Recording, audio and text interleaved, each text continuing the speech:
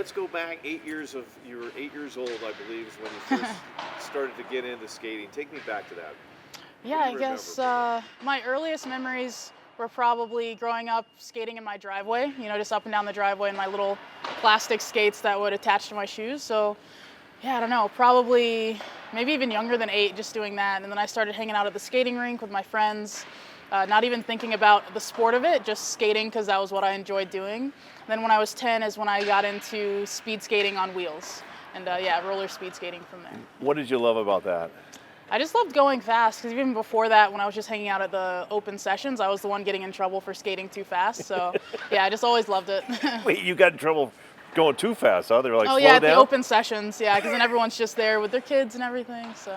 So from Florida and up in the Pacific Northwest, that seems to be such a big transition for short track speed skaters and long track. We've seen such success from a lot of athletes. How did that help your transition, from inline to the ice, basically? Yeah, well, I mean, they're both types of skating, obviously, but I was really surprised at how different they were. Like, my first steps on the ice, there's a video of it, and it's just terrible. Like, I wasn't expecting it to be that hard, so I don't know. I guess the familiarity of having so many other inliners to kind of like follow in their footsteps really helped me out. Because, I was moving from Florida to Utah, and it's a really big change, but I was lucky enough to have so many people here who I already knew and could just kind of like fall in with that group, and they were helping me out and being really good mentors. So yeah, that was really fortunate. And from there, I was just taking the time to get humbled out here and let all the little kids show me up on the ice, but learning from them along the way too. And that humbleness helps along the way, right? Oh, for sure, yeah. Well, what's the story? I think I saw it on your Instagram at one point. Waffle House, you met a coach there, or was that? Oh, right, yeah. It's I was saying that I owe my career to Waffle House. Yeah, that was just the hangout spot when I was a kid. My mom and my aunt, we would all hang out there and just, multiple days a week. It was just where we would spend our evenings and sometimes mornings, but and then my mom was a pharmacy tech at Walgreens back then, and she had met this woman, Renee, at the pharmacy, and then they recognized each other when they were both at at Waffle House one day, and they just started chit-chatting, and it turns out the woman is a speed skating coach. Wow. And then my mom explained how her daughter loved to skate and loved to go fast, so then, the connection came from there. Crazy how things happen like that. Taking me back to Pyeongchang, that's the first Olympic team you make. Yep. Nervous? You were young at that age. How big was that for your career in a moment for you in your life? Yeah, it was really big because I hadn't expected to be there. I mean, at the Olympic trials, I had been skating for 4 months on the ice at that time. And I didn't even tell my dad or like any of my family members that I was going to the Olympic trials, because for me it was just a competition, It was the only place I had skated other than Salt Lake City. So, I traveled to Milwaukee for these trials, but for me just a competition. And, somehow I qualified for the team. So then that was a funny story to like call my dad and say, hey, like, you don't know anything about this, but do you want to go to the Olympics with me? It was a big surprise. So I didn't have much pressure going into it because, I wasn't expected to go out there and do anything crazy, but I was happy to be there, and getting the experience was really awesome. That had to be a fun call to dad, though. That had to be a good little moment there. and then fast forward to 2022, things are ramping up in your life, in your career. You're doing well. The gold medal, I know you've talked about it a ton. Just how special of a moment as you look back at that Olympics and that moment there for you? Yeah, I mean, it's still hard to like put all the different feelings into words, I guess. It was, I don't know, there were a lot of tears, a lot of hugging with all my teammates and my coaches and all the staff. It was just, I don't know, a really magical moment. It was really, we were all super happy, and there was a lot of relief, just with the ups and the downs of that season. Just an all around really great feeling. Just feeling really proud, really honored to be there. And I guess with that in mind, just how is the pride factor, just representing the U.S., not just Utah and Florida, but the whole country like that? It's amazing. It's like it's a weight, but the best kind of weight, if that makes sense. It's like, okay, let's do this for the country. Let's do this to, make everyone back at home smile and stuff like that. Yeah. To get to that point, though, it's a lot of work. It's a lot of training. Mm-hmm. How hard is it to even become not even a gold medalist, but an Olympic athlete? Yeah, we were actually just talking about this last week, about it takes a special kind of person to want to do what we do, just because it's so hard, and it's just, I don't know, it takes a lot of commitment and perseverance and sacrifice and things like that. But then that makes it even sweeter when, you get to do what you love. So. Yesterday we were talking to some of your teammates, and they were just talking about bragging you up about just your care for the rest of the team and for Team USA. And I got to say, this is a loaded team right now. You got to tell me about the whole aspect, the whole team right now. It's looking good right now. Yeah, it's really exciting. We have a lot of talent. I can't even say coming up, like they're already there. We have a lot of talent that are, they're really making waves out on the World Cup circuit. So it's been really exciting to see. And it's exciting. It's really cool. And you are now one of the veterans on this team. Another one being Brittany. What has she meant to Team USA and to you? Yeah, Brittany's an amazing leader for the team. She's been a mentor to me since I was 10 because we're from the same city back in Florida. So I grew up looking up to her and seeing her being just like this amazing athlete, this amazing inline skater. She was a world champion back then, and then I was just this little kid who started out roller skating. So I was like, oh, this really awesome girl, like she skates on my team. That's super cool. So yeah, I've looked up to Brittany since I was a kid, and she's always just been the best example of everything good, just a really good mentor to have. Yeah. We now look forward, and obviously it's training one day at a time, and you got things still to do today. How much do you start looking forward to 2026 and the Winter Games? I think tomorrow we're 6 months away already. Oh yeah, that's exciting. I'm ready. I'm just, we're in the early part of our season, so training, just getting things kind of, just getting going right now. Yeah. And then, things are going to move pretty quickly from here. So we're going to blink and it's going to be Milan. So. Do you enjoy being the defending gold medalist and kind of having that target on your back, if you will? I do, yeah. I really like pressure. Yeah, I think pressure kind of helps push me to, to what I need to do because I'm kind of a really relaxed person. So yeah, the pressure kind of amps me up a little bit. Where'd you get that from? Was that just your whole life? You've kind of...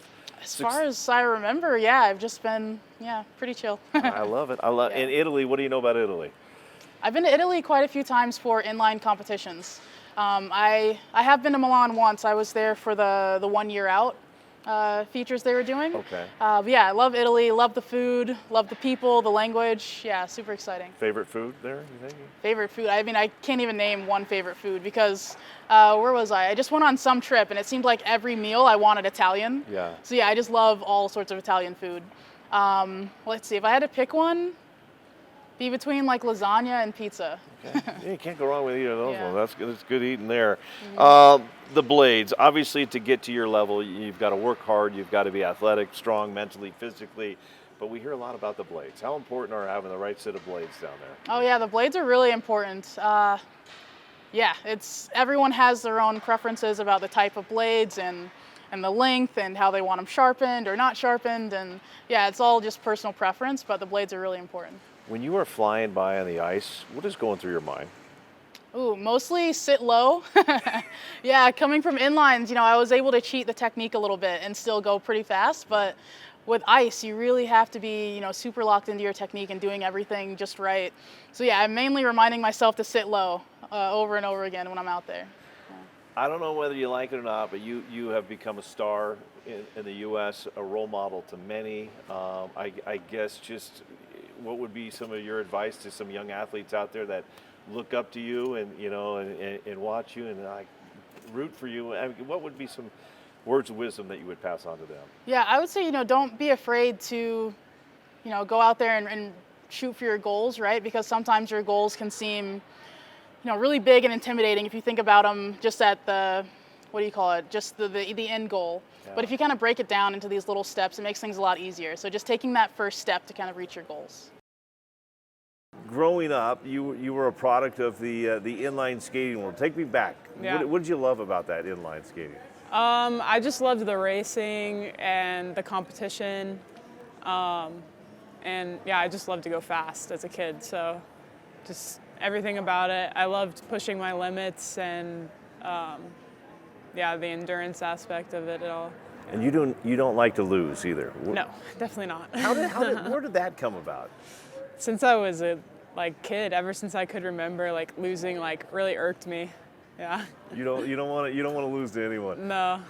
In Patterson's West, was that the first kind of place inline skating world where you started there? Yeah, I started at Tiffany's in Puyallup when I was 6. Yeah, I started roller skating there during sessions and stuff, and then the owner of the rink, Dennis King, saw me skating around and was like, "You want to try speed skating?" And I just took off with it. I loved it so much. And then eventually I found myself in Federway at Patteson's West, and I was on the team ever since then. I see Dennis from time to time, so Yeah. I will definitely say hi to him for you. He's like a city council member now. But, Yeah, he's doing well. Yeah. What do you, you grew up there in the Pacific Northwest. What do you think, why is that such a hotbed, you think, for short track speed skating? Well, I think Coach Lee, who runs the Puget Sound Club, really does a good job at finding kids and getting them to skate and teaching them the skills of speed skating. So a lot of us, like on the national team, Marcus and I are both from Puget Sound, and I think Coach Lee does a great job at developing kids there. And when you're a kid, you see some of the other ones, probably like JR and Erin Yeah, ahead of you exactly. and all that. JR is a really big influence on my life. I'm really close with him and his wife Andrea and their son Damien, and he's a really good role model for me, and I look up to him a lot. What do you think he's taught you, that JR has taught you, that's kind of stuck with you, or still, that you take with you to training? Well, I lived with them for a year, so a lot of the times I would talk with him at dinner at the house, just like about things that were bothering me at practice, like what's going well, what's going bad, and he would really give his experience to me, and I kind of took that knowledge and started applying it to skating. I think he really had a influence on my major jump I've had over the past couple of years. Just doing every practice with intention and doing all the things that I can, like not skipping anything, or just sometimes I would skip something in training because I was dying out there. It was really hard, and JR really taught me do everything with intention, and don't have any regrets that day in training. Do everything you can possible, and that's really made me a lot stronger. And he's also, gave me his advice in racing and stuff, like what he wished he would have done in races and what he did do and when things went well. And I really carry those things with me to competition and in training. You mentioned dying in training. I think Greg showed us a picture of you guys going up the Alpine ski. Oh yeah, that one hurts. I mean, how tough is that stuff? It's hard, yeah. I mean, we just go up it for an hour, just up and down 1 hour straight. And your heart rate's 170, 180 going up that thing, and it's really difficult. But just kind of like what JR told me, it's only an hour long. You can push yourself for an hour. Just do it, Yeah. But those are the little things that people don't see. We see you just on the ice, and that's incredible. Yeah. You mentioned the major jump. I want to get to that in a sec, but I do want to talk about 2022. You make the U.S. Olympic team. What was that like competing in the Olympics there? Yeah, I mean, I was pretty young, and it was new and fresh, and I didn't really know anything about what the atmosphere would be like, especially during COVID.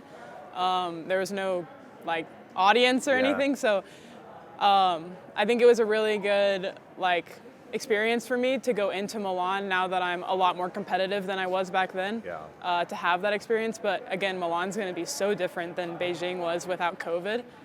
So I do feel like Milan will almost feel like a first Olympics again because of the crowd and the atmosphere. So yeah. And how much do you feed off of that, the crowd and the excitement? It's really, you get a lot of adrenaline when you're racing, because whatever city you're in, the home skaters, so example in Italy, if an Italian's in the semifinal with me, I'm gonna know when they're moving up in the pack or where they're at, because the crowd just goes crazy, So that really gives me a lot of motivation when the crowd is screaming and stuff. I'm like, oh, I gotta move up, Yeah. And you wouldn't be doing this sport if you didn't love it. What, for somebody that still has not watched speed skating, how do you explain it to them? Short track is a mixture of talent, strength, and luck. So, the best person out there could win or not. Yeah. So, short track is really exciting. You could put bets on anyone out there. And it's strategy, right? I mean, it's just milliseconds that can separate first from third on all I that. mean, last year in a 1,000 meter final, me and a Korean skater exactly tied at the line for bronze. No difference in time. So we both got the bronze medal. Wow. Yeah, so it's tight racing. And I think the person who got gold in that race was only like less than 0.1 across the line faster than us. Like Jeez. 1, 2, 3, 4 were like at the line together. That's crazy Yeah. on that. You mentioned the COVID Olympics in 2022 and 2026. Obviously, there's going to be crowds. Like the other things that people forget about is like just the opening ceremony. How exciting is it going to be to be part of that stuff like that? Yeah, it's really cool, especially like I did participate in it in Beijing. Yeah. But we did race the next day. So that was like a little bit stressful. Like we were on our feet, and like I was like, I really want to do this because it's my first Olympics. But this year in Milan, we don't race the day after the opening ceremonies. So that'll be like really nice to just be able to enjoy the opening ceremonies and take everything in this time. Sit back and have fun. Yeah, and not worry about, am I on my feet too long? Like I have to race tomorrow. Yeah. 2024, you talk about that big boost. You go to Worlds, and not only go there, I mean, it was like every night you were, oh, there's Corey again. I mean, 3 medals. Just tell me, how big was that for your career? How big was that just for the excitement of what you've been doing, is working and all that stuff for you? Yeah, in 2024, the whole World Cup season, I was medaling consistently. So that was a really big boost going into World Champs, like knowing that I could be on the podium. And then I ended up on the podium in the 1500 and then also both relays. So 2024 kind of felt like my first like realization, like, oh, like I'm getting this, and like I'm moving up every year going into the Olympics. And then the 2025 season last year, like I was medaling like every final I was in. Yeah. I got my first gold. I got 9 individual medals. Yeah. What was the gold like? That was an insane experience. I've never been so happy in my life. Yeah, the rush of finally winning, and I did the race so perfectly. Like I executed it perfectly, and it was just the best feeling I've ever had in my life. And doing that at a World Cup, and then imagining myself doing it at the Olympics, like I can't even imagine what that would feel like. So that's really motivating me going into 2026. First call you made off the ice? First call? Did you make a call to anybody? Well, I had the 500 meter 20 minutes after. Oh, so you couldn't really take time. Yeah, but I did call my boyfriend after the day had ended, and he actually saw that because he lives in Europe, so the time zone was a lot different.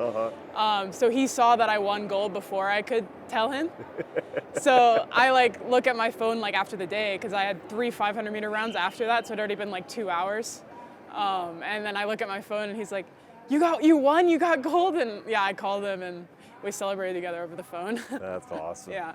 You may have answered it already with kind of what JR's kind of talked to you about, but what do you think has been a key for you in 24 to 25 to now hopefully moving forward to 26? What's kind of been a key to your success, you think?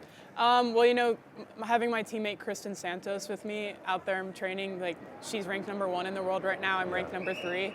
So we both push each other really hard in training. Like we're competitive with each other, but we're also best friends.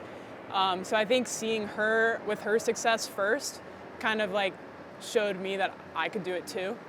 And now like together we're just like unstoppable. We're training with the boys every day and making them really work for it in training, make sure we don't beat them, and sometimes we do. So yeah, I think she's been a really big key to my success. And also Steve Goff, my coach, he came into our team the year of the games in 2022, and every season since he's been our coach, I've just been improving like huge jumps every season. So I really believe in his training program and what it's doing for me and Kristen. Yeah. Kristen, what makes her so special as a speed skater? She works really hard. Yeah. And that's motivating to me because it shows me how hard I should work. She's an animal out there, and she never gives up, and she's training super hard all the time. And yeah, I mean, we've seen her progression over the years too, like all the years that she was on the World Cup circuit, and then all of a sudden she started making A finals, and then she started medaling, and then she was almost a medal in Beijing, and then she came back. And yeah, like just seeing her progress has also been helping my progress. And now we're fighting with each other out there for practice wins, and yeah. Iron sharpens iron out there, right? Yeah, exactly. And it's nice to have a teammate out there too during the races. Like knowing someone's got your back and I've got hers, and not going to take each other out, and we're hoping to go 1 and 2. And that, in the end, is good for you, it's good for her, and it's good for Team USA, right? Exactly, I mean, yeah. It's making this team a pretty tough team to compete against right now. Yeah, I mean, we have 2 of the top 3 girls in the world, and I only missed 2nd overall last year by 2 points, so almost 1 and 2 in the world. Yeah. How important the technical aspect of speed skating, the blades and things like that? Do you look into that much, or is that? Yeah, we watch video of our technique, how we can go faster, because technique is really a big deal in short track. Yeah. So we're always watching video. The blades are really important. The rock, which is how round the blade is, the bend, so like how the blade turns. We're always making sure our blades are sharp. Yeah, having like pristine equipment is really important for the sport. And the suits, are you guys changing that at all? Yeah, we have like the rubber suits that are very aerodynamic, and they like are custom fit to our bodies. Do you like those? Yeah, I do. Yeah, I think they do make a difference for sure. Okay, I love it. What is it like to represent the U.S.? You've done it now for pretty much your whole life, but not everybody gets on a podium and has a gold medal and has the U.S. anthem playing. What is it like to represent the U.S.? It feels really good, especially when I skate well and make all of my friends and family proud, my parents proud. But it's also a lot of pressure too, because you want to do well for the country. So kind of balancing that, not having too much pressure, but also like being really proud, and it's rewarding when you do well for the country. Yeah. And Milo, for all your fans, how's Milo doing? He's good, yeah. He's chilling at home right now. Had to drag him out of bed this morning. Wouldn't come eat his breakfast. He's a bed hog. He just lays in bed all day. Does Milo travel to the Olympics with you? No, I don't think he's going to. But my roommate is probably going to hang out with him here in Salt Lake with her dog, and they'll watch the games on TV. Lastly, for me, you've been doing this since All Saints, when you got your skates, to Dennis King getting you into this, to you've been down here 7 years. What would you tell, a young skater that wants to get into this, or a kid that just wants to become an Olympic athlete? How do you get to this point? I mean, go skate at Patterson's West. We've had some of the best coaches in the country: Darren Pattison, Mike Pattison. Now Miguel Jose is running it. He's awesome as well. Go skate at Patterson's West. Go skate at Puget Sound speed skating with Coach Chang Lee. All of them know what they're talking about, and they can get you out here. But you gotta love it, right? Because it's not easy, right? It's definitely not easy. There's going to be ups and downs, and that's life. And yeah, you just got to roll with the punches. Want to say anything to anybody back home in the Pacific Northwest at all? Thank you to my parents for always believing in me and supporting me. I love you guys. Obviously, you're living in Utah now. This is training. What did the Pacific Northwest do for you, though? How much did you love growing up there? Oh my goodness, it's amazing. It's beautiful. Just being able to see the greenery every day, all the great scenery that there is. It's still beautiful here. It's just, instead of the green beautiful, it's more the orange, red, all that kind of beautiful. So. Yeah. There's a story that you had skates on at 10 months of age. Is this true? Yeah, it is. We had family friends that owned the skating rink in Burlington, and they were talking to my dad, and he was going to go to the grocery store. It was right next to the rink, and they said, well, we'll just hang on to him so it's easier. And when he came back, I had skates on and fell in love with it. 10 months? I guess. So then did you do the inline skating for a while then? Yeah, I started inline skating at 3 years old. Got seen by one of the coaches at the club there, and my parents were kind of like, what in the world, like speed skating? And he's like, no, it's fine. There's a little kids division, it's 5 and under, trust me. And after that, just kept loving it and had fun trying to go faster and get better, and just stuck with it. Was that in Burlington too, or was that was in Burlington? Yeah. So I was going to say, with there's you. I mean, you look back, Casey Boudier, Apollo, JR, Aaron Tran. We got Corinne, and the list goes on and on. Why do you think Pacific Northwest has produced so many long track and short track speed skaters? I think a big part of that is it's a double-pronged thing. First off, there's a big inline culture there, and a lot of us that are training here now come from inline. But also, there's an amazing coach there, Chang Ho Lee, and he is one of the best. And he provides that great foundation that all of us have built upon when we come here. And you you're taking it seriously when you're there, but there's a different level of commitment, dedication, and work that goes into being one of the top athletes. So having that good foundation of fundamentals is huge. Yeah. And then, you get good training there. How important is this place here in Utah to surround yourself with the best and have the best coaches and facilities? It's amazing. I mean, we don't have a ton of support within the U.S. There's not a whole lot of foundation like other countries, like in Holland, where it's a national sport, and they have all these programs and resources and all that. So it ends up being very, there's a lot of concentration of skaters that end up funneling here. If you want to take the next step and become a serious athlete, this is where you do it. So it ends up breeding a good environment of training and commitment. And with that in mind, how in the world did you get to where you're at? I mean, training and commitment, right? Yeah, it took a lot of personal growth and learning too. I mean, I missed out on the last Olympic team by just a couple hundredths of a second. And, I was pretty inexperienced at that point in my career. So having to learn from that and grow now and move forward to progressing through the World Cup rankings has been really important on the journey.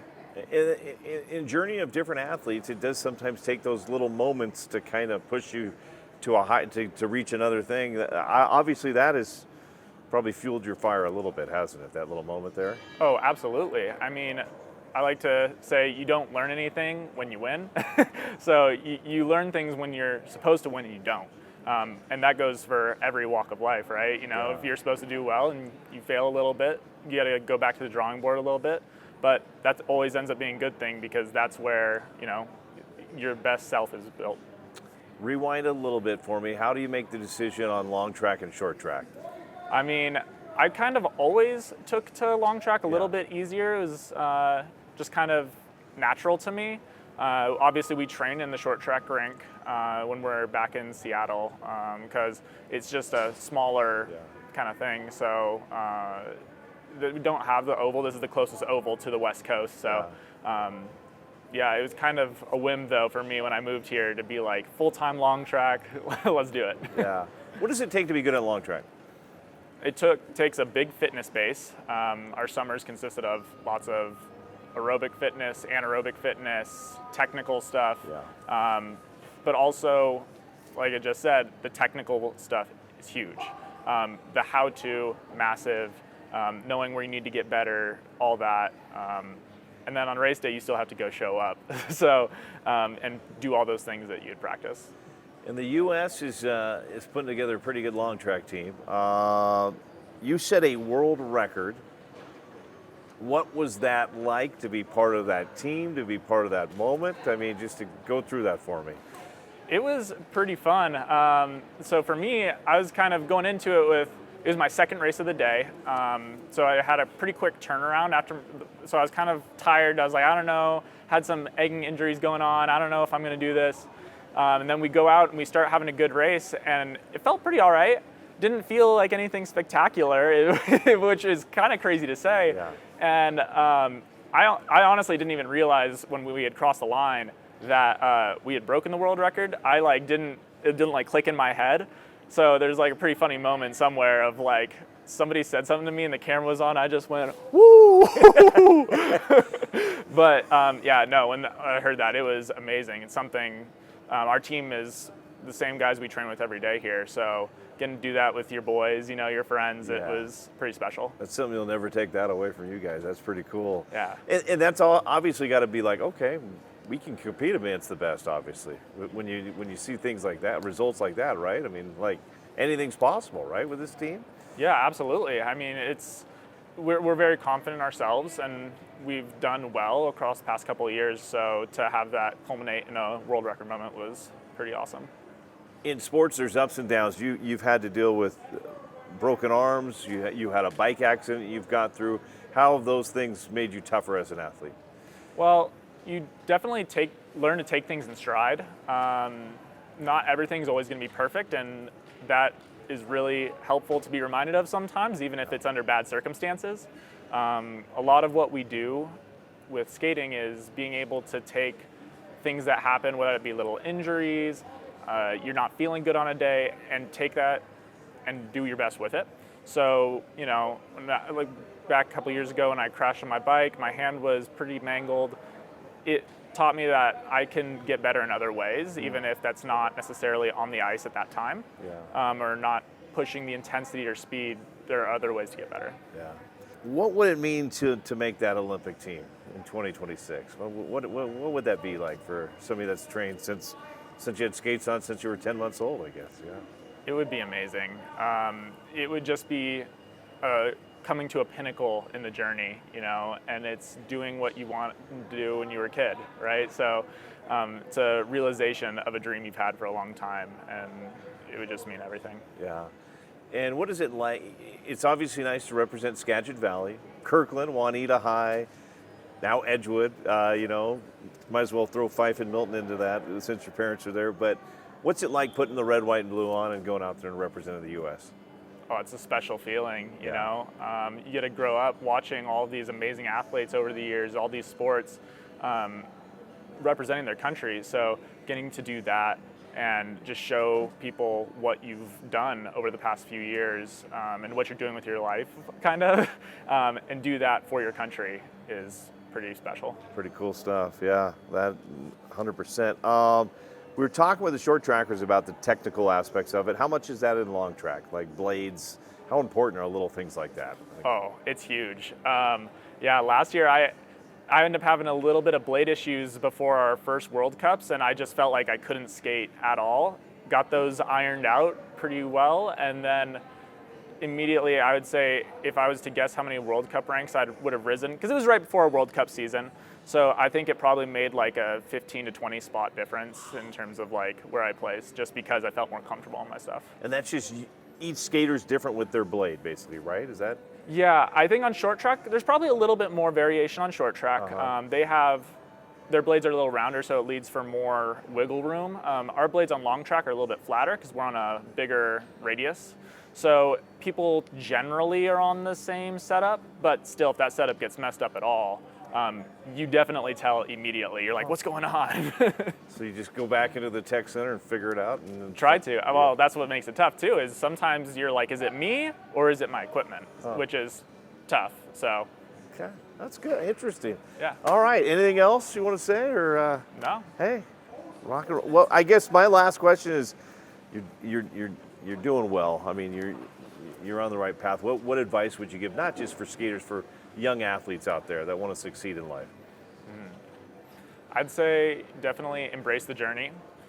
Everything is a learning opportunity. Whether you think you know better than somebody, you don't know better than somebody, everybody has something to offer, whether that be about your sport exactly, or if they know better than you and what they're talking about or not, they still could have valuable input. So definitely be willing to listen because you never know where you're going to get your best advice from.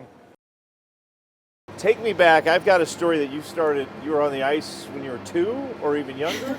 Yeah, I started out at a very young age. One of my first memories of being on skates was I was at a small local park, Booker Park over in Shoreview, I think. Had these little hockey skates on. My dad had like a chair. My brother was skating laps around the rink, and I was like, man, I wanna be doing that someday. I wanna go that fast. And I always had a love for skating from the start. I remember we used to get these open skate passes from Schwann's, from different community events. So my dad would pay me like a nickel for every lap I skated. So it was some motivation to get, skating reps in, and eventually got pretty good at it. Joined a hockey team when I was 5 to 6 years old and played for 13 years before switching over. So you were more, when you were that young, you were doing more hockey than ice skating, basically? It was all about hockey. Entire childhood, yeah. Spent a lot of hours at the hockey rink. My 2 sisters and older brother also played, so when I wasn't playing, I was at the rink watching them and supporting them and Yeah. just hanging out. What did you love about hockey?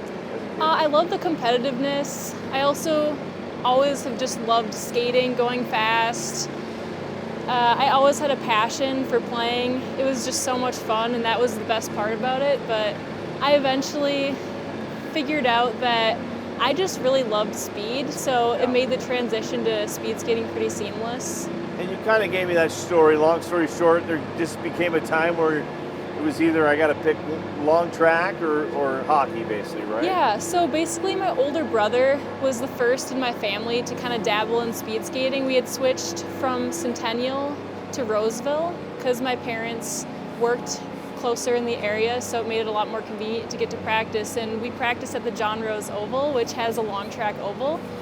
And my brother got into speed skating, and I was always really curious. The coaches kind of got to know our family a little bit. This Russian high-performance coach for the local club actually came to one of my practices, and he was watching me skate, and he's like, you know, old Russian guy.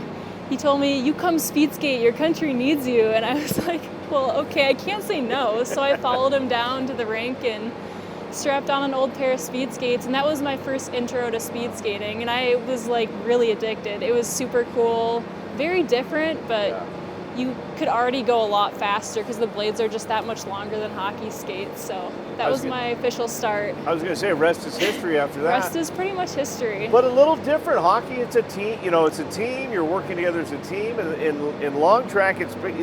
I mean, unless you're in the team pursuits and things like that, it's you out there, right, basically? Yeah, it's a very different dynamic, team versus individual sports. I actually prefer individual sports better because it's more about, you know, what you want to accomplish in the sport. In team sports, it's, you know, all about being like-minded with a group of people, and if, you know, everyone's not on the same page, it can be frustrating, which it was for me a little bit, especially in the years where I did both hockey and speed skating. I just found that it wasn't always easy to balance both of them. My coach wouldn't be happy that I was gone practicing and competing on speed skates, so I'd get less playtime sometimes, and it really pushed me further into speed skating actually, because it was up to me what I wanted to accomplish. So I really like that aspect of it. How did hockey, and take away the obvious, which is skating, make you a better speed skater?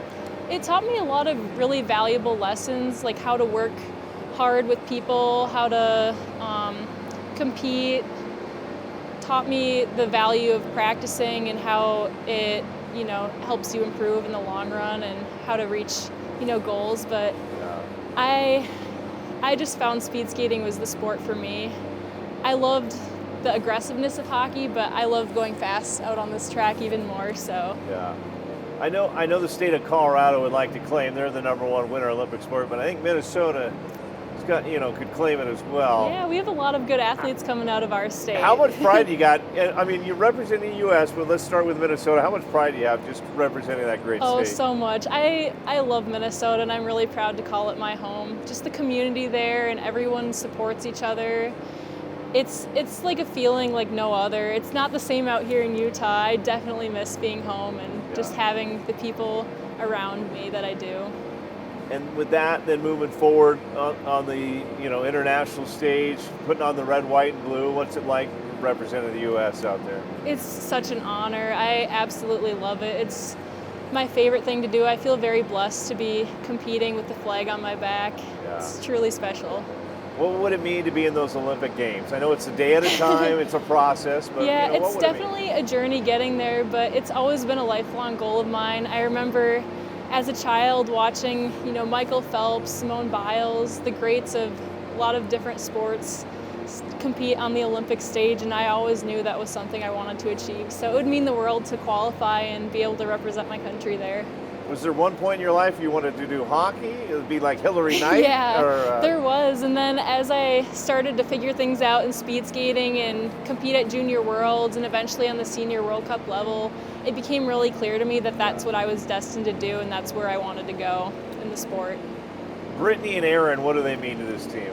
Oh my goodness, they're incredible role models. It's such an honor to be able to skate with them every day. I've learned so much from them.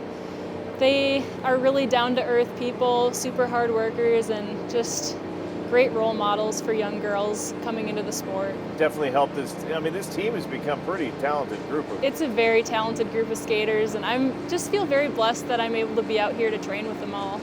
Okay, last question for me, the technical aspect. You're a great athlete, you know, you've got history, you put in the work, but it's little things like you gotta have, your blades have to be perfect, right, and all that stuff? Yeah, the little things make the biggest difference in this sport. It's all about skating as efficiently and as effectively as possible, putting pressure down in the right way on the ice, having your blades set up in a manner where they track the corners correctly, where they're touching the ice just enough to get the optimal amount of pressure down so you don't dump speed. Yeah. It's a very fine art, and I'm still learning, and the more you clean up technically, the faster you go, so I love it's it. very rewarding. Well, I want to go back. Where did you grow up in Minnesota? What was the? I grew up in Wiper Lake, Minnesota. Okay. So it was right next to a nice big lake, which is really cool. Would freeze over the winter time, right? yeah. So that's where. Take me back. Is that where you learned to skate? Yeah, my grandma's house is right on the lake, and so I'd always like go over there, and then you like walk down, and we'd always like skate on the lake because it'd freeze over, which was super cool, and you could see like all the way through, which was you could see all like the fish, and it was super cool. How old were you when you were doing this? I feel like I started like maybe there's a picture of me have like the buck teeth, like the huge gloves on, like can't bend my knees. I think I was like probably like 6 or 7. Wow. And then there's an outdoor rink at the John Rose Oval, and that's where I feel like started skating. What did you love about skating? Honestly, I just like going fast. I know it's like a very cliche like answer, but like going fast, and it was like fun to do something like outside in the winter, and I really liked my team too. It was kind of just like, I don't know if I can swear on here, but Yeah, you can do whatever you oh, want. it was kind of badass. Like it was just like super cold. Like we were all just like suffering outside, but it was like fun because it was like, yeah, it was like always snowing and stuff. It was like very like outdoorsy, which was really fun. So outdoorsy, badass. You're having fun, but it takes work to get good to your level, right? Yeah, that's true. I feel like a big thing was like changing from it like being like a fun hobby to like trying to make it like professional. Like that was like a big change for me, like moving out here, because. Do you remember the first like time you dreamed about an Olympic? Did you have an Olympic dream? Was that ever a moment in your life? Or? I've had the Olympic rings. Like I cut them out. I think when I was probably like, I don't know, like 13, and they've been like above my bed since then. Wow. Yeah, I've had a picture of Brittany, like for the longest time. So moving out here and like seeing her, I was like, oh my God. Yeah. What's so special about Brittany? What I mean, and you obviously you train with her now. Yeah, I mean, she's just like, I would say the ideal role model. Like she works so hard and she wants like the best for everyone, super determined, super disciplined. Like I'd say someone who's like a leader, like really rises everyone up. It's kind of like the rising tide. So yeah. So with that in mind, I would say she's been huge for this development of Team USA and long track. Yeah, I feel like she's been someone I've looked up to for forever, and then working alongside her, I look up to her even more now. Yeah. Like now that I get to know her a little better. You have those Olympic rings over your bed. What was it like when you made the team? Oh, it was crazy. I mean, it's almost been 4 years, and I still don't like really believe that it happened. So I think it's kind of like a shock. I think this time it's like it'll be different. I feel like it'll be more like real in my mind. Yeah. What was it like? I mean, and it's going to be different a little bit too with the no crowds, right? Yeah, it was super. It was a really weird experience.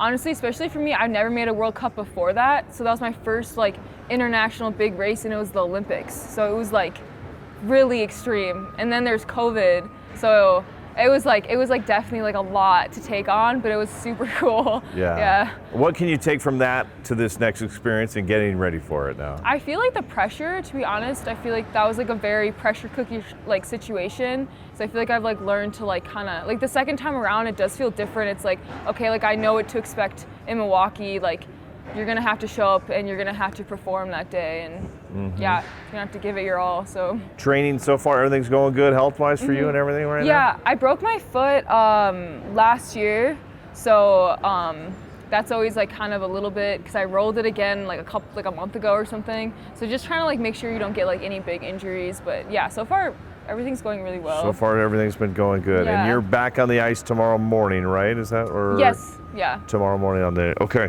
And then what disciplines are you working on right now? Are you The 3K, the mass start, and then the team pursuit. I think the Okay. girls, yeah, team pursuit is probably like my biggest. take me through the team pursuit. How does that work?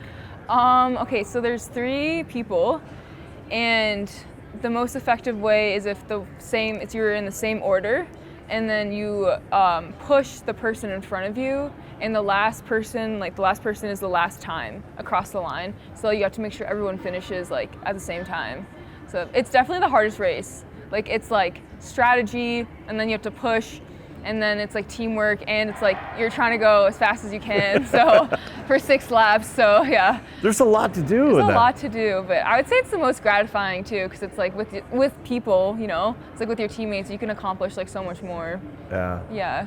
You have the USA there across. What is it like? I mean, you've been doing it for a while now, but what is it like to get up on a podium, to go to an event and represent the USA? I mean, I feel like honored. Yeah, for sure. It's like when they like raise the flag every time. It's like, it's super cool. I think I've been on the podium for the team pursuit for sure, and I feel like that's also super cool because like, you know, you like hug your 2 girls, and like, yeah, it definitely means a lot. Yeah. It's the best country to represent. So America. I love it. Yeah. Did you have to go? Greg had pictures of you guys climbing the alpine ski jump. Oh yeah. The dry land at QOP. Yes, yeah. How hard was that? Oh, it's really hard. It's also as hard as you make it, right? Okay. So it's like I mean, we did it, the last time I did it, it was like you do it 4 times and you try to like see how fast you could do it, you know? So it's like kind of like a time trial, so. But it's honestly really fun. Going down is the worst. Going up is like, okay, going down's worse for me. It's going. Yeah. Okay. Yeah, and like you can see through like the steps, and so you're like, oh my god. Yeah. Not easy though. No. But that's what it takes, I guess. Yeah. Did you pinch yourself ever from that little girl that was first learning how to skate on a pond where you're at now? Yeah, I think this year has been like the most reflective for me, and I feel like sometimes I do think like, oh, like that she would be so proud. Yeah. Like I can actually hit an outside edge on my skate now, and like, yeah, it's really cool that like things are getting better and stuff. So yeah, Okay. I'm happy with it. And my last one, you kind of led me to it. I want to hit it up. Outside edge on your skate. It's a very technical sport. I mean, there's speed, there's power, there's pushing, yeah. But I mean, little things like just blades. How important is this? Making sure your blade is perfect for you. It's actually crazy. I feel like the more I skate, the more I'm like, wow, like you can be as strong as you want, but it's like if you're not technically like good, or let's say you have like a limitation within your hip or like your ankle, like even like your arm, your big toe, like it could cost you a lot. So yeah, it's like everything adds up, especially when you're on a very fine little line. Yeah, not much at all. Yeah. Well, let's start with speed skating. For somebody that's not watched it for some reason, tell me about the sport. Well, I mean, it's a very fast-paced sport. A lot of people don't know about it, but there's obviously strength and speed involved, but there's a lot more racing, and so I think that's the main difference between the 2 disciplines, where short track is a lot more focused on like the racing and strategic aspects. And so I think it's very entertaining to watch. There's 3 main distances, the 500, the 1,000, and the 1,500. And then there's 2 relay distances, or I guess 3, like the gender relay and then the like mixed relay. Yeah. But yeah, I'd say. And then which ones do you like the best? Well, I'm kind of like the relay, like I'm more of a relay member, and so that's my main role on the team, and it has been for the past like quad, I would say. And so for me, that's been my favorite. Also just being able to skate with other girls who are so strong. And then individually, I prefer the 1,000, but yeah. Yeah. Your family moves from Korea to Bellevue when I think you were 6. Yeah, so we actually my brother was born in Bellevue. Your brother was born in Bellevue, yeah, okay. so all of us were born in the States. I was born in California, and so was my Okay. sister. But then we ended up moving back to Korea, where my parents are from. Okay. And when I was like 5, and then we lived there for a few years. That's where we started skating, and then we came back to Bellevue. Was your brother the first? He was. My sister and I actually started out figure skating. Okay. But he was more into like speed skating, and so when we all came to America, I think my parents were like, we're gonna put you into one, and so we all kind of just went that direction. What did you like about it early on? Honestly, early on, I wasn't the biggest fan. I hated the cold, but I think over time, I really just, like, I enjoy going fast. I know a lot of people say that, but I think that was like the fun part of it. And then I think compared to long track, because Puget Sound, which is where like me and my siblings all started skating, it's a long track focused team, and so we have skated long track before, but I think compared to long track, I liked that there were more things that I could control in terms of like my strategy, my planning, and racing, rather than just, you know, being the strongest or the fastest one every time, because I don't know, I think that was what drew me to short track, I would say. There's you, there's your sister, you know, we just spoke with Corey, we just chatted with Marcus, there's Cooper in long Yes. track, there's JR and Aaron Tran, you know, the list goes Apollo Ono. I mean, there's a lot from the Pacific Northwest. Why do you think there's so many speed skaters from the Pacific Northwest? So there aren't actually too many clubs on the West Coast. I think we might be one of the only ones in the Pacific Northwest. Yeah. I think our rate of retention has been pretty high. And Yeah. so I think because a lot of us that have grown up in that area have continued to skate up until now, we've been able to see kind of a lot of our skaters go on and do really successful things. But I don't know, I wouldn't say that it's necessarily, there's a lot of people doing it or that it's super common, but just that I think us starting from that team, a lot of us kind of like, I guess, found our love for the sport there, and so it's been able to carry us into our like lives as athletes here, and I think that must be the main reason why. Yeah, no, it's right on. You grabbed the 5th and final spot for the last Olympic Games, youngest did. on the team. What was that? And I know that there was COVID and there wasn't fans, but what was that like to make that Olympic team? I think it was definitely very unexpected, both for me and for everybody else watching. But obviously it was like a huge, I was like so grateful for the experience. It was incredible to like go through, and then also to kind of get to know all the other girls while I was doing it. I